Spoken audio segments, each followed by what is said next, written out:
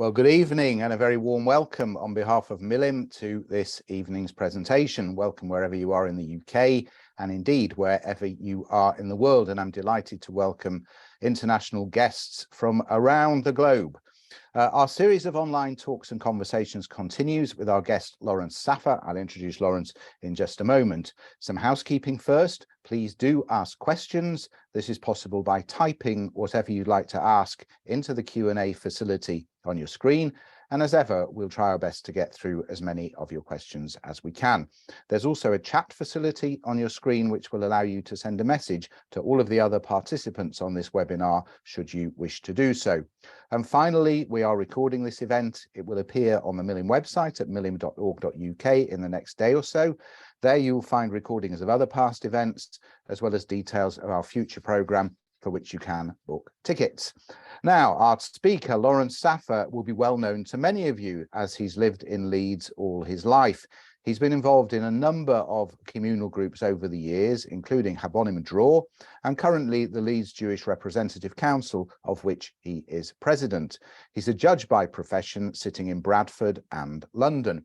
Now, Lawrence has recently published this book, Plumber, Lecturer, Pacifist, Spy, How Uncle Cyril Saved the World. And that is what we will be discussing this evening. So, Lawrence, a very warm Milim welcome to you. Good evening, Jonathan. Good evening to everybody from around the world. I didn't realise I was more popular than Argentina against Poland, but there we go. Well, there we live and learn. Now, Lawrence, welcome. Who was Uncle Cyril? He was my wife's late uncle. My mother-in-law's older brother. And you've written a book about him. What made you want to write a book about this man? When Sally and I first started going out together in 1991, we obviously talked about family and you talk about all sorts of interesting people. And she mentioned about Uncle Cyril as being somebody who was no longer around. He died about 14 years before we got together. And as the years went on, I heard more and more stories about him and what a lovely man he was. And then when my mother-in-law passed away about 18 months or so ago, Sally essentially inherited 2 large boxes of papers from Uncle Cyril that had numerous articles that had been written by him, essentially writings of the time and writings looking back over his life. And in looking through those, I realized that there was so much information that he'd given. He wrote so beautifully and had been written about by other people so beautifully that it was worth putting together his thoughts and hopefully presenting something of a man who otherwise would be forgotten. Unfortunately, he didn't have any children and there was really nobody to remember him in those terms. And so because he had something to say and had written so beautifully about the times he lived through and lived through some very interesting times and participated in some very interesting events, I thought from a social history point of view and a family point of view, I thought it would be nice to record it. And so I wrote the book for my wife. Well, we'll come to some of these events later on, and indeed they are fascinating. But what could you share with us about Cyril's early life, his origins and his early years? Well, he was born in 1929 in North London, and he was therefore a pre-war baby. His parents, his father had been a refugee from the Ukraine. His grandfather, who had been a very eminent rabbi in his day and had written 4 tractates for commentaries on tractates of the Talmud, had carried his father out of pogroms in Ukraine in a little town called Smila, which is about 100 miles south of Kiev. And so his father was a refugee and from a family of refugees. His mother, which was my wife's grandmother, was born in the UK. She was from essentially German and Russian stock, as many families came over in the 1880s. And so she was an English lady who again came from an Orthodox household, and so he was brought up in this household, and in being brought up in 1929, of course, he was around the time of the crash and afterwards, where there's great poverty in London, in the East End, in Shoreditch, and he lived the kind of life that many people look back on 100 years ago and don't realise how difficult it was. but also in many respects how loving it was. They had a very large family, lived in a small flat. There were turbulent times. His education was disrupted and essentially stopped by the outbreak of World War II. And so he had very little formal education. And so he grew up in this Orthodox household with a refugee father, an English mother, obviously an Orthodox Jewish mother, but an English mother all the same. And he had this dichotomy of backgrounds that was the foundation of him being brought up. And he had loads of questions, and those questions carried on through his life. Now, it's obvious he was quite a bright fellow in terms of the things he did later in life, but his vocation was to become a plumber. What was it that made him become a plumber? It was the suggestion of his father. When Cyril was 13, 14, he had left school in London. He wasn't going to school. The schools had closed. He'd been sent out essentially to board, as many people were during the war, to avoid the bombings in London. Indeed, my father had the same thing in Leeds. But the school then, he didn't go back to school. And when he had to go back to school to leave school, he had a conversation with the teachers. They tried to find him interesting occupations, but it was his father who said, actually, it'd be a really good idea to become a plumber, because it was very difficult to get plumbers. And he knew that would be a trade that would be always something that Cyril could earn a living from. And that's why it was suggested he go into the plumbing profession. And his father managed to find him work as an apprentice plumber with a local firm in London. And that's how he got into the plumbing trade, essentially as something to find work. When did Cyril become interested in politics? That, I think, came during the war. He certainly, by the age of 16, already had views which were very anti-fascist and very supportive of the Communist Party. And from looking at his papers and his reading what he'd written about the war and his thoughts on the war, he became very influenced by his employer, who himself was a communist.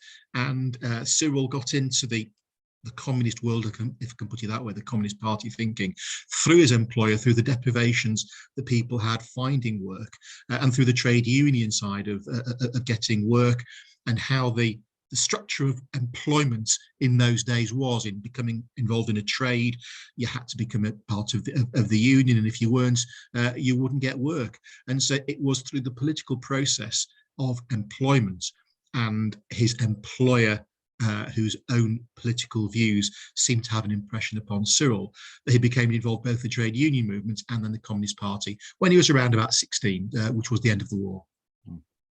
Now, a significant portion of the book concerns something called the Walk for Peace, which took place in 1961. So what was this, and why was it so important for Cyril and really his life story? The 1961 March for Peace started, in fact, in December 1960 in San Francisco, and had 30 marchers who left San Francisco, walked all the way across to New York, then flew into London at the end of May, beginning of June 1961. Cyril made an application along with about 20 or so others to join the march, and some 17 Europeans joined the march. Of the 30 who originally left from San Francisco, only 13 flew into the UK, and so they bolstered that with 17 European marchers, and then they joined the march and marched across to Moscow.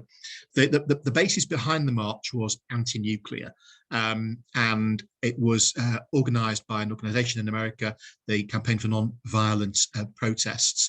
It was very much an anti-nuclear march, and many of those on the march, so both the 30 in the US and then the 13 who came over and the 17 additional ones from Europe, had some different political views, but they were all against nuclear weapons.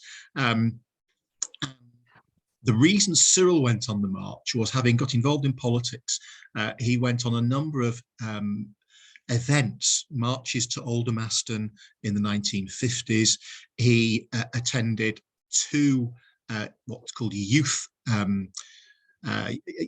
youth events in your youth festivals, youth festivals in Eastern Europe in 1955 and 1957, which were essentially Communist Party inspired collections of communist individuals to come together in great festivals.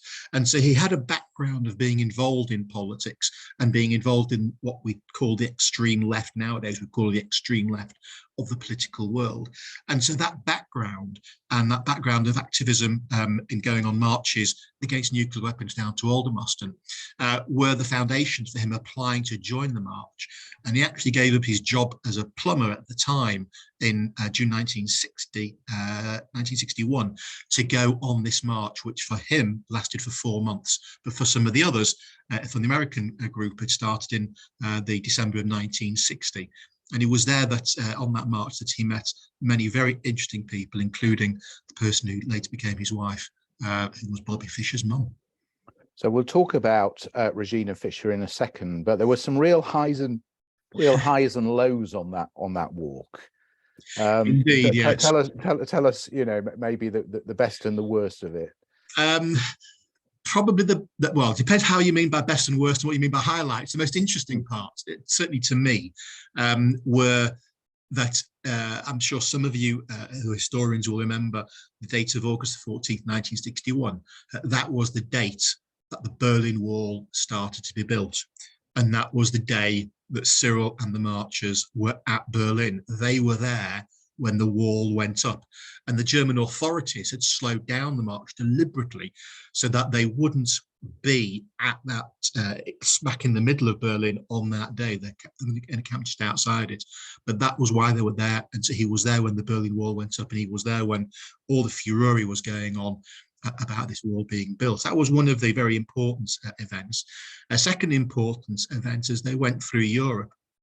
This was at the time of the space race, and Yuri Gagarin was the first cosmonaut into space, and Cyril and Regina and others met Yuri Gagarin's family in Russia. And a further significant event was that at the height of the Cold War, when they got into Moscow at the very end of September, very beginning of October of 1961, they had tea with Nikita Khrushchev's wife. Nikita Khrushchev, I'm sure your participants will know, was the General Secretary of the Soviet Union at the time. And this was around the time of the Bay of Pigs, around the time of the Cuban Missile Crisis. This 12-month period was a very heightened period of tension between essentially the United States and the West on the one hand, and the USSR and the Warsaw Pact on the other side. And so he was there at these important events during this march. Some of the other elements of the march that I found particularly interesting were the different receptions the marches had as they went, certainly across Europe. One would have thought in the Western world that we would be very supportive of freedom of speech.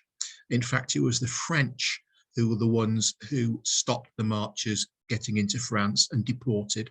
It was the Poles who were the most hospitable. And the organizers had numerous negotiations with all the various countries they marched through. And those who seemed to have the most support for these individuals who were seeking nuclear disarmament on both sides, in many respects, were the Eastern Bloc countries and not the West. So I found that very interesting, the paradox of looking at where was there the most freedom and who were the people who were supportive and who were the people who weren't. And of course, some people offered hospitality to the walkers and some people didn't. That's right. They stayed in all sorts of places. As I said, the Poles were wonderful, even though the Polish, what they were marching about was contrary to what Polish government principles were, and also the Polish peace movement was about. They were against their principles, were arguing for different things. They got tremendous support, hospitality and encouragement, and freedom to talk to whoever they wished along the way. So you mentioned Regina Fischer with the famous son. Yes. How did Cyril meet this lady? Who was she? And tell us a little bit about their relationship. Regina Fisher was the mother of Bobby Fischer, who was the world chess champion. Some of you might have been watching BBC Two around about a week ago. The film in the evening was called Pawn Sacrifice. That's Pawn Sacrifice, the pawn chess piece. And that was the film that was written in 2014 about Boris Spassky against Bobby Fischer, the 1971 chess match that took place in Iceland. Well, in the 1960s, Bobby Fischer was already a chess prodigy. He had been American champion, really world-class chess grandmaster. And Bobby Fischer's mum, Regina, who was already divorced, went on this march. She joined in November, December 1960, so from San Francisco. She was a nurse. She had been at medical school but had to leave because of the war. She was very active politically. She spoke numerous languages. And so she was on this march for a variety of reasons. She was actually the oldest marcher. She was 48 when she was on the march. And at the time of the march, Bobby was around about 16 or 17. And they met in June 1961 when Cyril and the other European marchers joined the American marchers in London. And they were together on the march for, as I said, some 4 months. What happened when they finished the walk? They finished the walk in October 1961 in Moscow, and then it was then on the way back from Moscow to London that Cyril and Regina started their relationship. They came back to London in 1961, got married on the 20th of October 1961, and stayed in London for a short period before then doing the unusual thing in those days of going to live in Germany. And I say unusual, it is 1961, and it preceded, first of all, the reunification of Germany, which didn't take place till the late 1980s, and secondly, the United Kingdom joining the European Union. And so it was very, very unusual for anybody from the West to go and live behind the Iron Curtain in East Germany, which is what they did in 1962. And what did they do there? They did a number of things. Essentially, they went there because, first of all, they believed in the political principles in Eastern Germany. They were communists. They believed in the social order that communism stood for. But also because Regina, as I indicated, had to leave medical school because of the war, and she had trained as a nurse but wanted to become a doctor. And she was given access to a medical school in a small town called Jena, Jena, which is in the south of East Germany. And she had a place at medical school. And so essentially, they went to East Germany for both political reasons and also for Regina's academic reasons. It was probably unusual in those days for I suppose as one looks back at the days, for a man to put aside his academic interest in favor of the woman, but that's what they did. And so when they went to East Germany, she essentially studied, and Cyril started working as a welder, which of course is linked to the plumbing trade in East Germany. But because he spoke English, and it was very unusual for people to be English in that part of the world, he essentially was recruited to teach English as a foreign language. And I think we would term them as like teaching assistants here, where you get a foreign national coming over here and speaking English all the time to students. But he wasn't working in a school. He was recruited to work in the universities and give English lessons through conversations to academics, to doctors, to engineers, at the university. So it wasn't in the classroom, it was in the university setting, but not to undergraduates. It was conversations with professionals. Now, he wasn't just a plumber, a welder, and a teacher. He had lots of other jobs. Tell us about some of those. Well, I think you're referring to his sidelines of acting. Indeed. There is one amusing story in that Cyril, first of all, I mentioned the film called Pawn Sacrifice, about Bobby Fischer's match against Boris Spassky, in which Cyril is actually depicted by an actor in that film in a 30-second clip around 11 minutes 40 seconds into the film. I've watched it numerous times. But also when he was in East Germany, he was recruited to appear in a film about the Second World War, where he played the head of the RAF, the chief of staff of the RAF. And he had a very tiny part in this film, which he's in one of the very first scenes, and there's a scene of around about 5 or 6 heads of the armed forces talking about a raid that's going to take place in the Second World War. And unfortunately, Cyril didn't actually have a line. Well, he did have a line, and he got cut out of the film. So he didn't actually say anything in the film. They got a credit of acting in this film. And as part of it, he was driven from the town where he lived, which was in Jena, which is in southern Germany, all the way to Pustan, which is just outside Berlin. And he was driven there and back in a taxi and paid for the day, but didn't actually say anything. He just sat there in his British-looking uniform in this German film. So his acting career was very short-lived, and he didn't actually have to say an awful lot, but he looked resplendent in his outfit. Sounds good. Now, 1975, Cyril and Regina get divorced. What happened? The divorce was very sad. Cyril, as I've indicated, was born in 1927, and I mentioned that in 1960, when Regina joined the march, she was 47. So those of you who picked up on that might have worked out the sums, in that Regina was some 17 years older than he was. It was a mismatch in age, which obviously many people get together at different ages, but in those days, for a man of 31 to marry a woman of 48 was very unusual. And unfortunately, there were pressures within the marriage. There were also significant difficulties Cyril had in Germany at the time with his employment, with his isolation, and with the accommodation that was provided for him at the university. And both were politically active. And Regina was a very headstrong woman who had significant beliefs that and causes that she acted on. And they were not together as a couple for various times during their marriage, whilst either she was off doing various political activism or whatever. Sometimes he came back to the UK to visit family, sometimes with us, sometimes without. And the marriage was just under pressure, and they got divorced. But despite getting divorced, they remained extremely close, and somewhat peculiarly still lived in the same flat.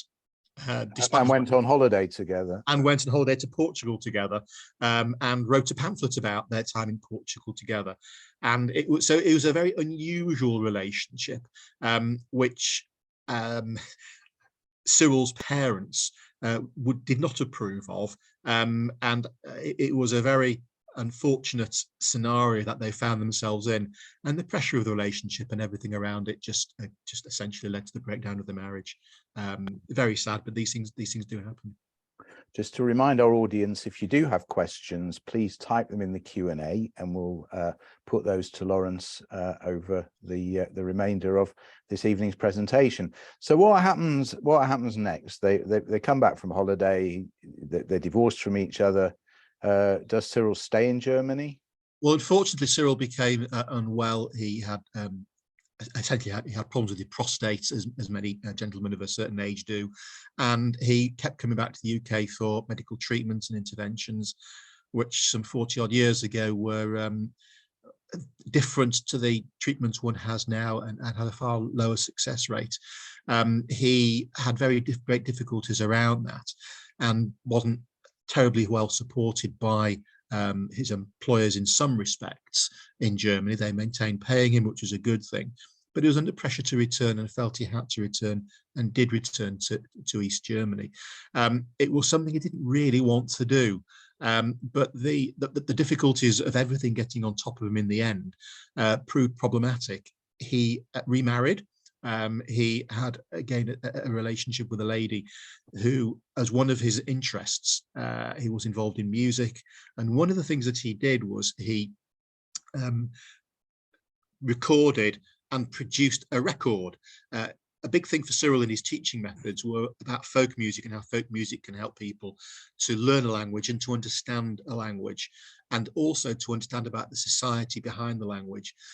Folk songs were a big thing with Cyril, and that it was all, in many respects, it was to do with the slave movement, with the oppressed, people trying to put forward rights, and about how people worked together and used songs, particularly folk songs, to pass on heritage from one generation to another.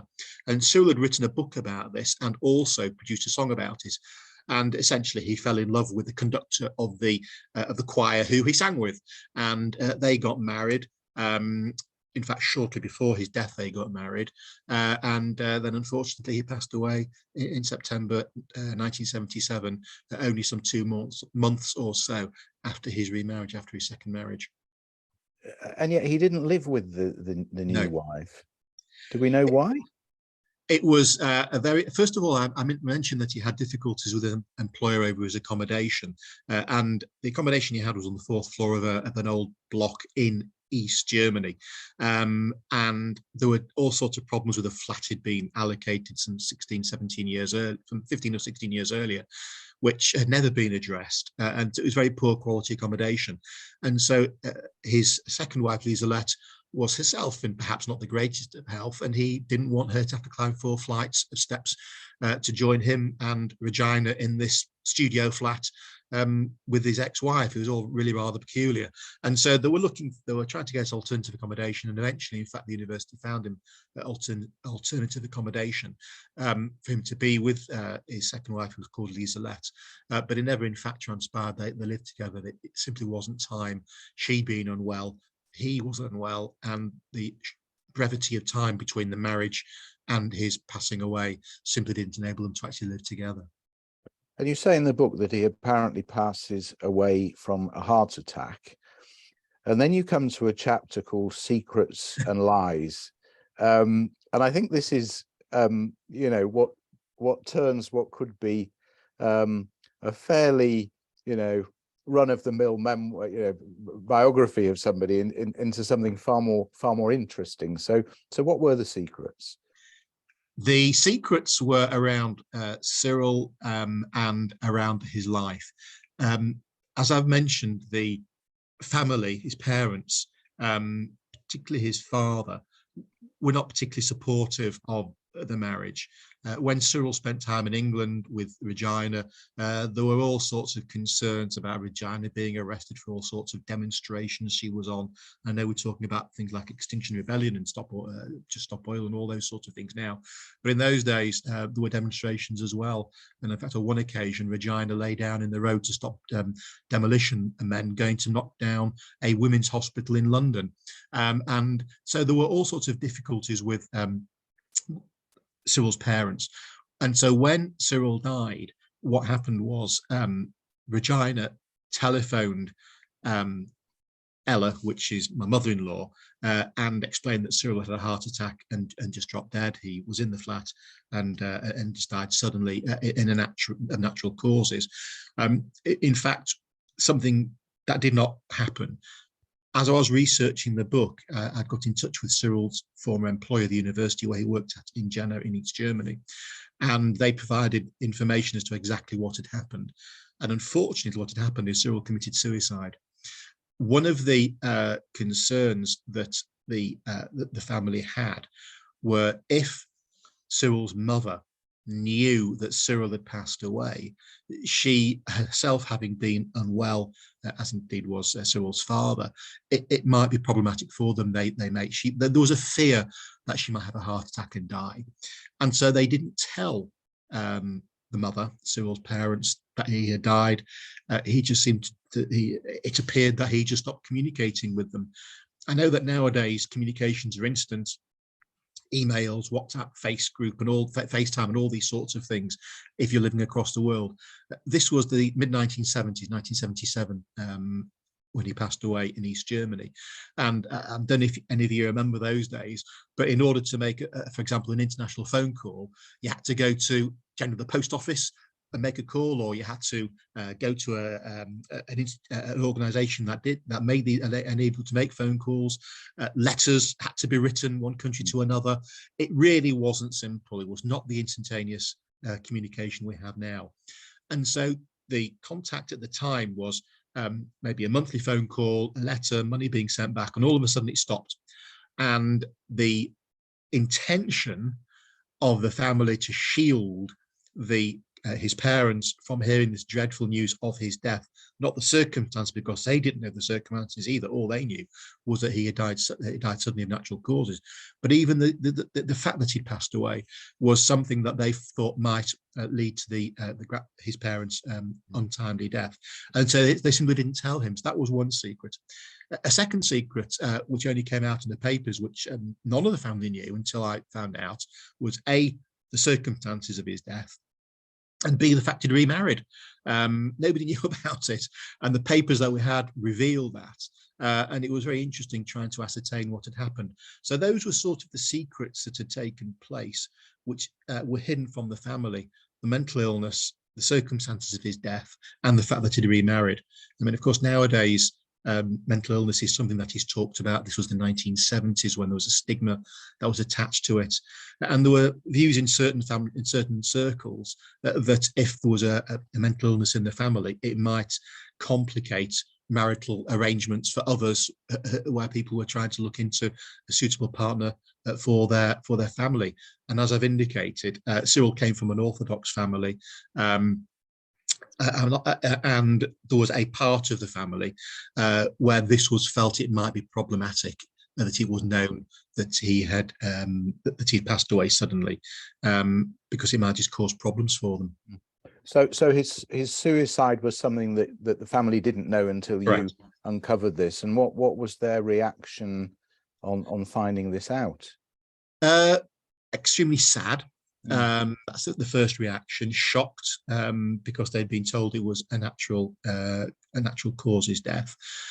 But it was overwhelming sadness, really, that he was such a lovely man. And all the stories I've heard about Cyril, from both Sally and her brothers, and from those who knew him, and I've been in touch with some of the marchers. He was involved with some of the people in Germany who knew him, his former students. They all said what a truly lovely man, a kind man he was. And the realization that he'd had so many struggles towards the end of his life, to the extent that, first of all, he attempted to commit suicide in about, I think, 1974 or 75. And then, unfortunately, he did commit suicide in 1977. It was just extreme sadness that this had happened to such a lovely man. He didn't feel able to talk about the problems he had and problems he faced, and that he could turn to people for help and support.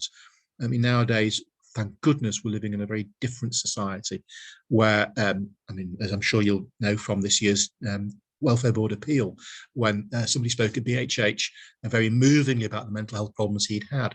It's not taboo anymore. There is help available, there is support available, and that's not what's available then. So the family's sadness is that he didn't get the support that he needed and could have helped him at that time. And he was obviously in a very desperate emotional and psychological state that led to his untimely suicide. Regina had a long list of theories about why Cyril had committed suicide. Do you think there's any truth in these? I mean, what was it might be useful to explain what she thought the reasons were. Straight after his death, she wrote to the rector of the university where Cyril worked, and she set out a long letter with essentially 8 concerns, 8 causes that she felt had been the cause of Cyril's suicide, which essentially break down into lack of support over accommodation. I've already mentioned about the poor quality of the accommodation. That's number one. Secondly, a lack of support in relation to his studies.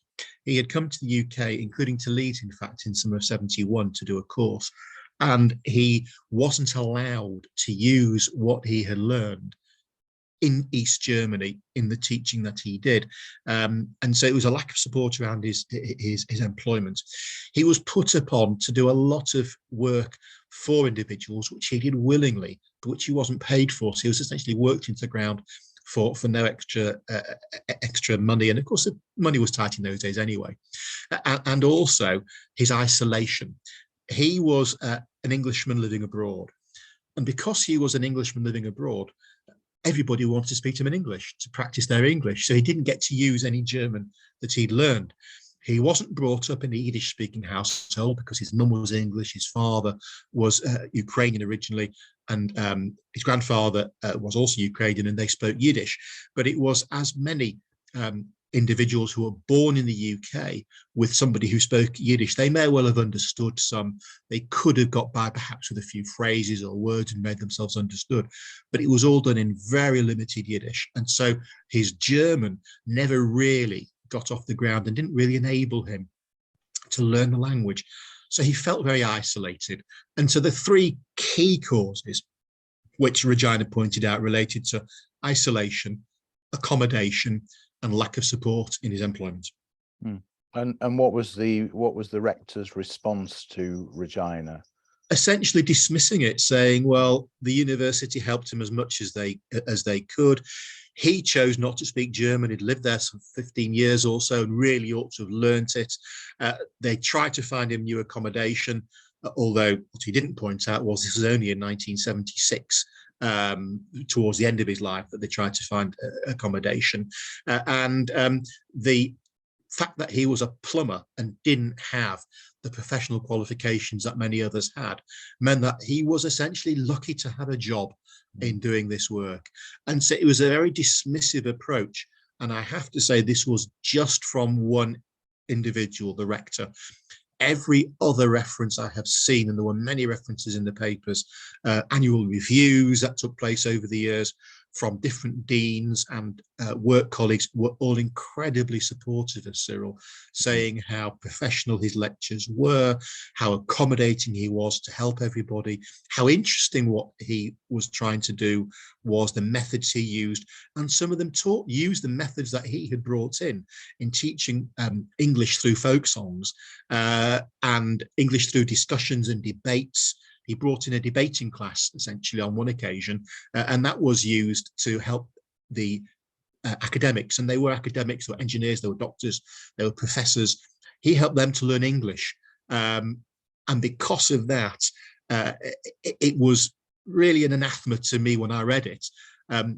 All these references from his colleagues saying these things, that the rector should essentially try to defend the university against Regina, I felt an inappropriate way. I thought it was really rather poor.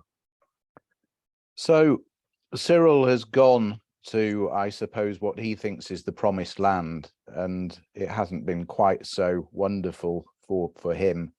I wonder, do you think he would have progressed better had he stayed in London? That's a very interesting question. His reason for going to East Germany, as I said, was partly to support Regina and partly because it was their utopia of how they wished to live their lives in a communist world. He didn't just believe in something and pontificate, he actually did something about it.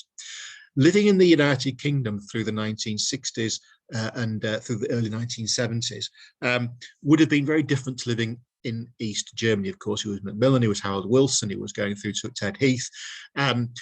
The Communist Party that he had supported in 1945, which did quite well in those elections, had then waned off into irrelevance, essentially. He'd gone on marches as a political activist through the 1950s and early 60s.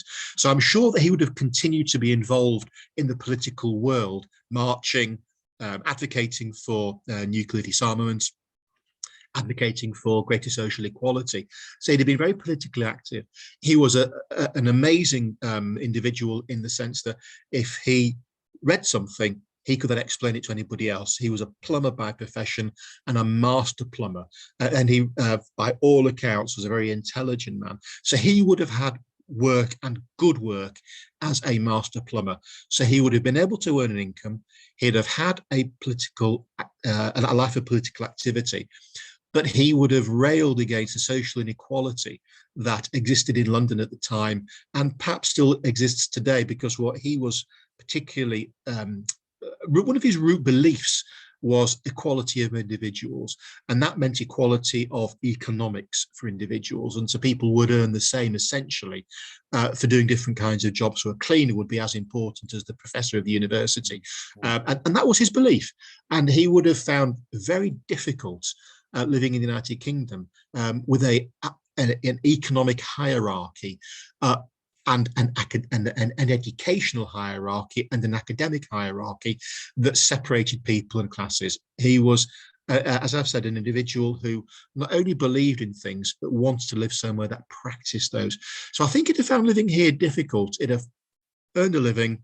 He would have been involved in all sorts of politics, but I think he'd have been very distressed at the way society was going. He certainly seems to have been treated very well when he started his welding job. The account you've written shows his colleagues and his employers being extremely accommodating, especially as he apparently couldn't speak any German at all at the time. I think that's right. And as I said, I think he found it a society in which he lived, and he certainly made a number of very close friendships with individuals. The difficulty wasn't the fact that he he was a very quiet man anyway. That was just his nature. He was a very quiet, reserved man who liked to think for himself and read and do an awful lot of things by himself, which was fine. But he did have friends and he did talk to people, but it was in English.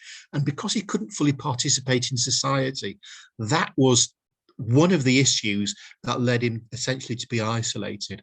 As I've said, in the United Kingdom, he could get involved in demonstrations, in marches, and he wrote all sorts of papers, and he was published in various articles in Germany, in German papers. He was published things he'd written, but it was all in English. And so, yes, he was treated well in many respects. He was found work. He found very interesting work at the university after he'd become a welder. So there was support there. The difficulty was, as time went by and as his health deteriorated, he didn't get the support from an academic point of view, from a teaching point of view, to develop his teaching, from an accommodation point of view, and from an integration point of view. And I'm sure that as time went on, it just wore him down. Now, we've got a couple of questions from our viewers. Yvonne Cheney in Southern California says, since Uncle Cyril was born in 1929, was he evacuated in 1939? He, on two occasions, he was evacuated from London. On one occasion, it was to family in Luton. Many of you might know Tess Shepherd, who is a member of our community. Tess's mum is my mother-in-law's first cousin, and they lived in Luton. And so Ella, that's my mother-in-law, and Cyril and the two other brothers, they were the four oldest. They went to stay in Luton for a short period of the war with family. That was a very successful evacuation. The second one was less successful, and Cyril wrote about this in one of the articles he'd written later in life about his time during the war. And essentially what happened was the four of them that's Cyril, Ella, the mother-in-law, and the other two, Stuart and Sydney, went to live with a lady who, by Cyril's account, writing after the event, was much less supportive and did not really want them to be there. She took the money, she didn't feed them properly. Unfortunately, at the time when they were there, Ella, which was Sally's mum, who was born in 1935, was only a little girl. She was 4 or 5. She'd been separated from her mum, and she wet the bed and she was smacked, and had a very difficult time during that evacuation. And so Cyril and Ella's mum brought them back to London. So the majority of time they spent in London during the Blitz, and Cyril wrote about his time during the Blitz. So yes, there were two periods when they were evacuated. One was a short period with family, which was very successful, and one with not with family, which was less successful. We've also been asked, did Cyril belong to a shul? Did he get involved with the community or charities, communal charities in any way? No, Cyril was an atheist. He rejected Jewish belief. He, even though he came from an Orthodox family, he did not have that level of interest. He never forgot being Jewish, and in fact, he and Regina got married under a chuppah when they came back to the United Kingdom, to London in 1961, after the march in October 61. They had a registry marriage, and also Regina was Jewish, and they had an Orthodox marriage as well. But as I said, Cyril had been involved in the political side of things. He was a member of not sure what you'd call it now. It was a Jewish, sort of like the old Judean club. He was an organisation in London. He was a member of, and he did physical activity with them. And there's a picture in the book about his time at this club in the 1950s. So he was involved to an extent in that he did associate with the Jewish community, never denied being Jewish, and never gave up in the sense of saying, well, I am not Jewish. He said he was an atheist, but he never denied that he was Jewish and had a Jewish background. But he wasn't, from what I understand, he wasn't a shul goer. Went to Germany in 1962. Of course, there was no Jewish community in Southeast Germany in those days, in the 1960s and 70s. And so there was obviously no Jewish life there. But when he passed away, he is buried in Germany in a town called Weimar, Weimar, which is about 10 or 12 miles from Jena. And he has his headstone has the Magen David on it, and has the Hebrew inscription that we have on all of our headstones. That was organised by Ella and Ella's sister after he passed away, with Regina's help and support. And so he does have a Jewish headstone, but he wasn't part of the Jewish community as we sense it, even though he was a member of a youth club for young adults. It wasn't a 15 Pavonim kind of B'nai Akiva type of organisation. It was for adults in the 1950s. What about his marriage to Regina? Was that a religious wedding? Yes. It was. Yes, they had a civil marriage, and also out of respect for Chaim, and which Ella's, Sally's grandparents were called Chaim and Esther. Out of respect to Chaim and Esther, they did have a chuppah.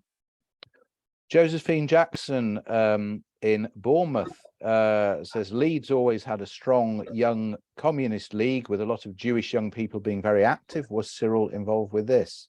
No, he lived in London. He only came to Leeds in 1971 for around about 3 months at the university. And in fact, we found the house where Sally and I went out and found the house where he lived for 3 months. There isn't a blue plaque there yet, but we know where he lived in the Dorsets, and Dorset Terrace, I think it was. And we've been to the house, seen where he actually lived. But, he wasn't involved in the Leeds Jewish community at all in that 3 month period, or in the communist activity in Leeds, because he was only here for 3 months. Now, the title of your book has this word spy with a question mark in brackets, and my colleague Alan Benstock is itching to know, was he a spy? No. What happened was, I'm sure a lot of people know about East Germany in the sense of the Stasi kept files on everybody, and particularly they kept files on non-German nationals. And so there was a file at the Stasi. The basis of thinking of being a spy revolves around a number of elements. When he was in London, staying with his parents on visits over here in the 1960s and 70s, Ella's mum, that's Sally's grandma, Esther, always thought that when he was there and the phone was picked up, there was a click, and she was worried that somebody was listening. That's one story I heard. That's corroborated to an extent, having spoken to his second wife, Lisa Lott. We're in touch with her nephew, Hans Christoph, and he says exactly the same thing about them being in Germany, in that there was the concern people that were being watched. Lisa Lott and Cyril were being watched, even though they didn't live together. The relationship was known, and they felt that people were watching them. When Cyril went through both from the east to the west and the west to the east through Checkpoint Charlie, which I went through myself, he was questioned on both sides of the border about what on earth he was doing, going to either behind the Iron Curtain or leaving the Iron Curtain and going back to the west. And so there were questions, and in fact, an academic paper was written about whether Regina was a spy, and there were two, in fact, academic articles written about that. One of which raised the question, and one of which said, actually, we don't think she is. But so there were these different strands: the story from the family here, the story from the family in East Germany, the academic articles written about them and the stories about what happened when they went through borders, I'm absolutely certain Cyril wasn't a spy. And in fact, every academic article that's been written about Regina come down the view that she probably wasn't a spy. But it was so unusual for a Westerner to be living in East Germany in the 1960s and 70s that it was a question that was raised. Interestingly, all of those who I've been in touch with who knew Cyril, and so there are these wonderful ladies and gentlemen who are now in their 80s and 90s who remember him, thinking back, saying that he wasn't a spy. He was just a lovely man who had his beliefs and had a different view to everybody else. But it was a question that was raised, and I wanted to answer that for the family, which was why I put it in. So probably more spied on than spying. Now, the rest of your title is How Uncle Cyril Saved the World. So how did he save the world? This is like the brick in the wall. The only way that people like Nelson Mandela and Gandhi and all the great leaders have succeeded in things is by having followers. It's all fine and dandy having a great point and being able to make it, but it's the people who go along who support them, the marchers, the foot soldiers, the lieutenants, not necessarily the leaders. What he was involved in were marches around the time when the world was about to be engulfed in nuclear war between the United States and the Soviet Union in the early 1960s.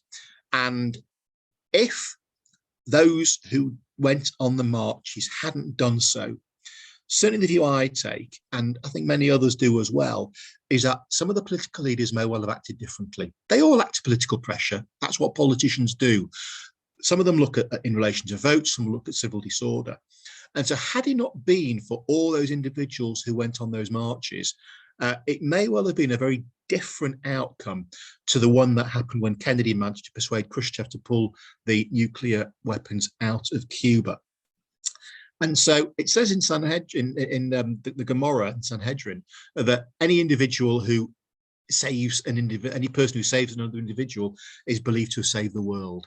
And that, in essence, is my thinking on Cyril, in that if he hadn't have taken part, he might have been the one person that, if it had been one person less, it might not have been so persuasive.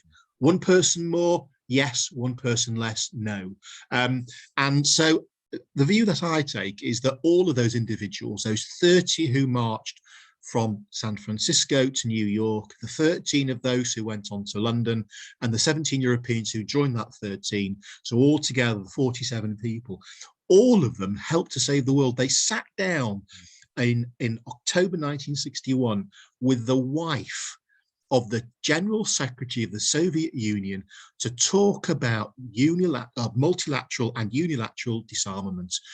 I don't know what then went on between Mr. Khrushchev's wife and Mr. Khrushchev after that meeting. But what I do know, and what we all know, is that the Cuban Missile Crisis did not end in nuclear destruction. And I'd like to think that those individuals who were at that meeting may have had a persuasive element to being able to say to Mrs. Khrushchev, you know what, speak to your husband and roll it back a bit. And so, yes, I do think he saved the world. I do think that those who were involved have helped to change society. And I just think it was a very interesting point to make. And that's why I genuinely think Uncle Cyril helped to save the world.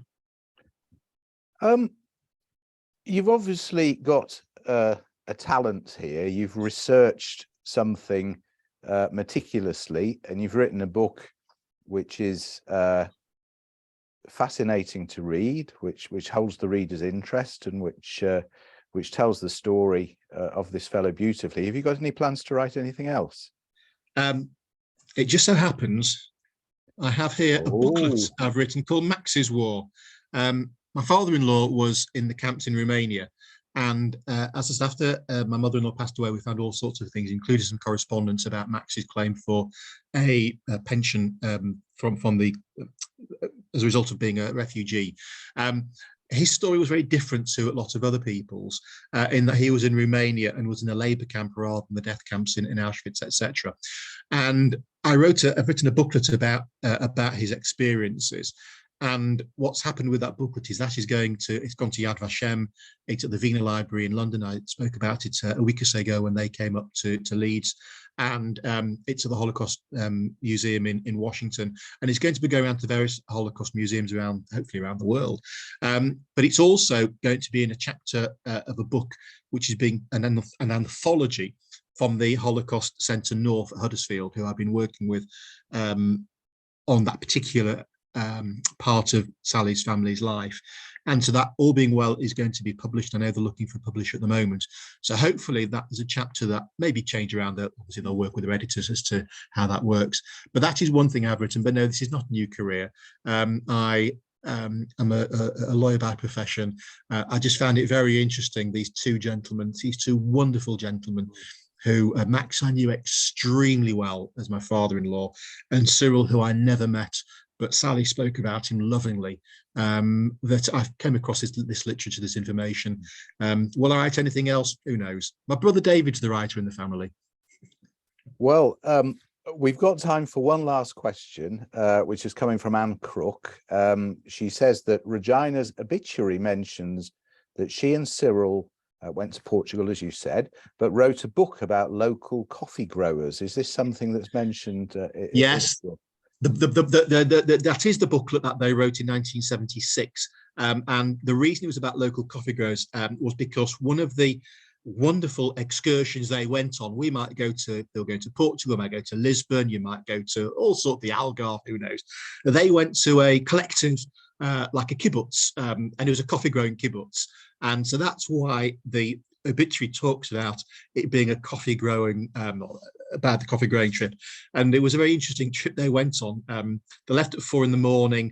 whilst on this holiday. They talk about going out to this commune, about having to work overnight and sleep. And it was a very interesting chapter that they'd written. And the booklet is in the British Library, which is where I found it. But I've also got copies within the family archive. I've had access to the original writings. So yes, it is about the coffee plantation in Portugal, and that's what one of the trips they went on. And I wrote about it because I copied what he'd written, or put what he'd written, because it was a really interesting day and a half that they had, which I'm not sure I'd want to do on my holidays with my ex-wife. And I don't have an ex-wife. I've got the same one I've always had, and I'm very happy with it. Thank you. Well, let's leave it there. Fascinating to talk to you. The chat is filled with people thanking you and congratulating you on this amazing work. Thanks for being our guest this evening. If you want to buy a copy of this book, we will share a link on the follow-up email you'll get tomorrow. But if you know Lawrence, he says he's got a few copies, and I'm sure he'll be pleased to make one available to you.